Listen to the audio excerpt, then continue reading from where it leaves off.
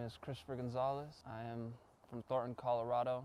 So my family, I come from a family of immigrants. My mother's side, her family comes from Scotland. My grandma was born in Scotland and came over, luckily, to find more prosperity here in America. My dad's side, he was born in Cuba during turbulent times in Cuba. They were political refugees coming to America to live a better life because the government came in and basically took away their business and put him in a sugarcane field, took away his house, put him in these little apartments. America was a big thing because they were able to finally have choice again.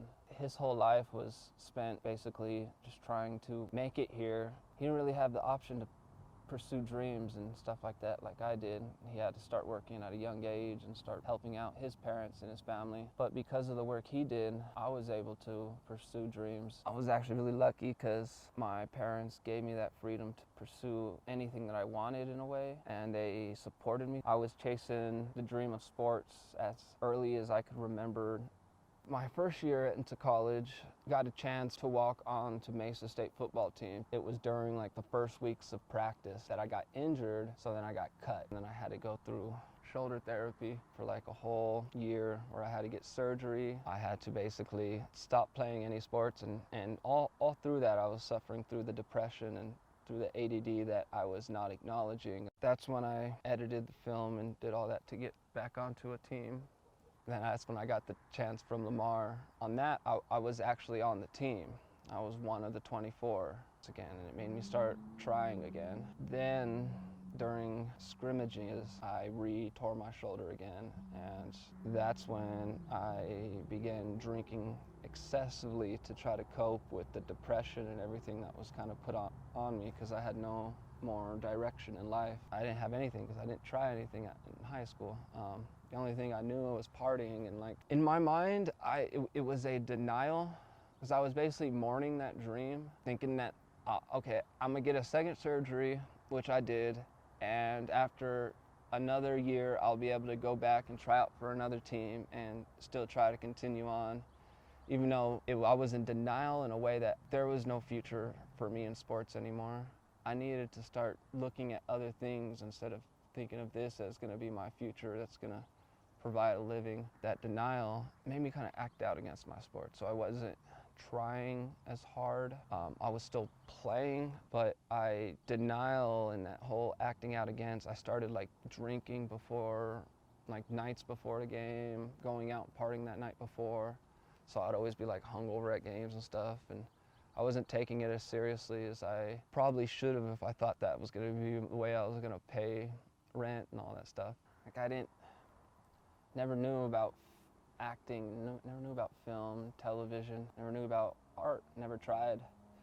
And maybe if I tried it once, I wouldn't have been so hopeless when I lost sports because I basically felt like I didn't have anything else going on in my life. That's pretty much rock bottom, I guess. And you pass out drunk in the middle of a busy road in the gutter and wake up in the hospital chained to the bed because they're worried you're gonna kill yourself. It's my lowest point on alcohol. Like I said, it was a gateway. It led me to a drug that was truly self-medicating. So down and depressed that I was doing whatever drug I can in a way, subconsciously and consciously having the thought of I'm gonna just slowly kill myself with things that actually make you happy. Drugs and alcohol. Even though I was miserable, they were the slow medications that were helping me just feel happy at that time until the drugs I was doing basically took a hold of my life and basically made every moment of my life was about trying to get that drug. And then that led me to a point where I was like 3 or 4 in the morning, and all of a sudden this lovely light, this presence, I was just surrounded by it, and I felt this inner happiness that I hadn't felt in a long time. I was given this image, this presence of my Aunt Santa, my great Aunt Santa who helped raise me. It was basically like a comforting hug. She had passed on at that time, message of that everything's gonna be okay, everything's gonna be all right. I just had to try. I had to believe in myself. I had to be happy. I had to love myself. And then at that time I was writing poetry, trying to learn music. And the next day was my first day of sobriety, and here we are 6 years later.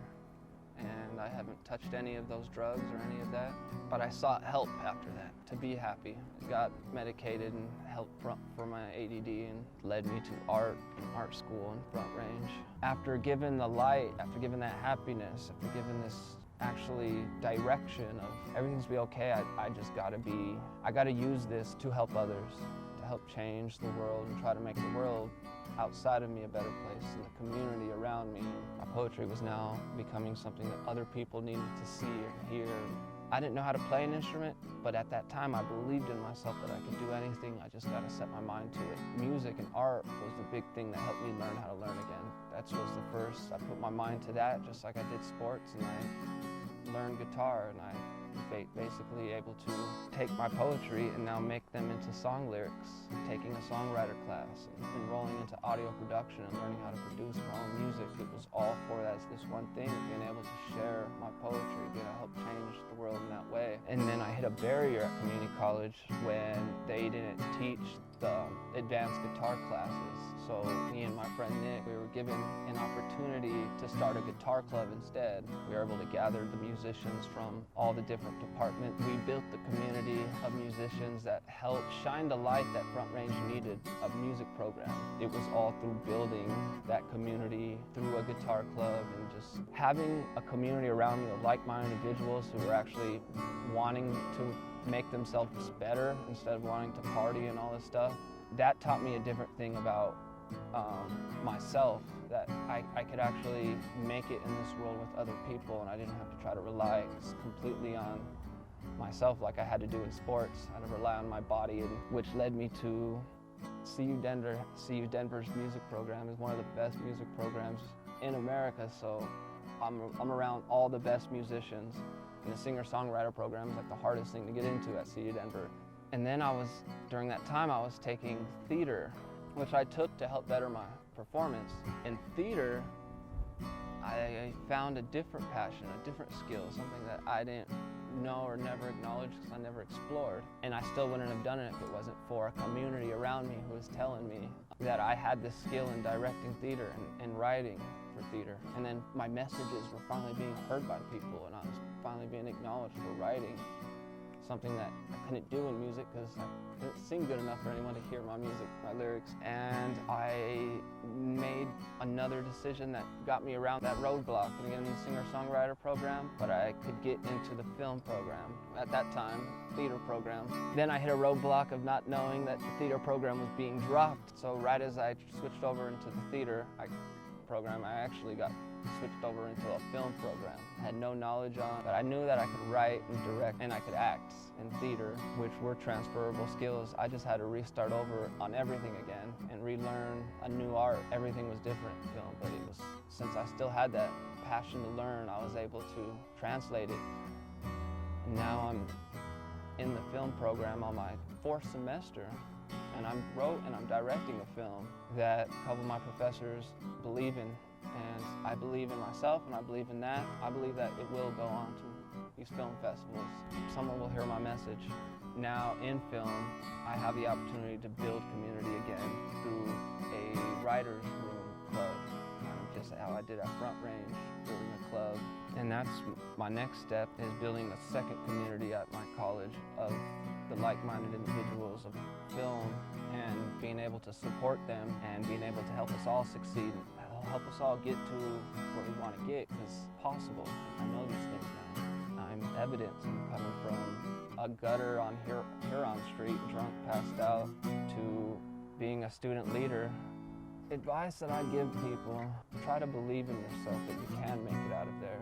Once you start believing in yourself and start believing in the community around you, trying to find a community to believe in, that purpose, something to believe in, it will help you focus your thoughts and actually put your priorities on right. If that's not working, just trying to help people out is a good first step, and this will help kind of correct some of this infliction that we do as alcoholics and as drug addicts, that we have no purpose and that we can't make any impact in this world and all this stuff. Just doing the little things, you'll see how much impact you actually can make in this world just by helping somebody. If you could figure out that life is worth loving, the aspect of life, nature, and that all of this is connected. And if you could love nature, and then you could realize that you are nature and you are a part of nature, all of those positive things that if you could appreciate, you could start appreciating about yourself and how unique it is to be you, and how being yourself is being a part of nature, being what you're meant to be,